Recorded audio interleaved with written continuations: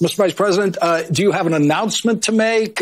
Is this an audition? Is there, what is the reason that you decided it's time for me to get on TV with Stacey Abrams? Stacey knows what she's doing, and she's an incredibly capable person.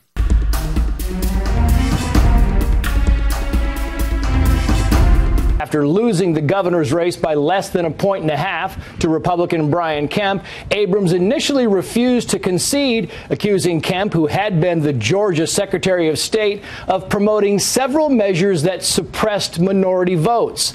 Abrams still refers to the election loss as her moment of darkness. But she's facing stiff competition with at least a dozen other VP contenders, including Biden's fellow Obama administration alum Susan Rice, who signaled her interest this week. You have Stacey Abrams, who has repeatedly lied about losing the Georgia gubernatorial race when she lost by 55,000 votes, who still hasn't conceded, and who, even worse, launched a group Fair Fight off of the lie of voter suppression to keep her name in politics and to keep her going. I think Vice President Biden is going to make a smart choice, and I appreciate the fact that he has lifted up women as being a necessary partner in this. Black women are the strongest part of the Democratic Party, the most loyal, but that loyalty isn't simply how we vote, it's how we work.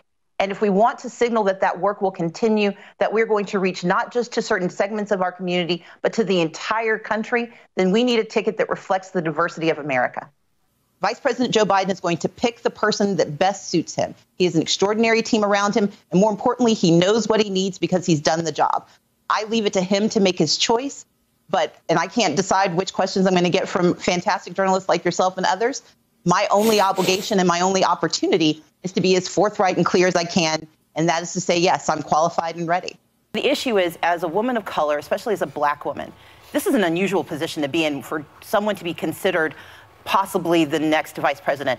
And it would be doing a disservice to every woman of color, every woman of ambition, every child who wants to think beyond their known space for me to say no. Is there a preference? Because we saw Stacey Abrams sort of looking like an audition last night. There's a lot of talk about Elizabeth Warren being a very popular pick for a lot of people, including some black people. There's a lot of talk about Kamala Harris. Do people have a preference, or is it just that he's making that statement that black women are important enough to reward with this position?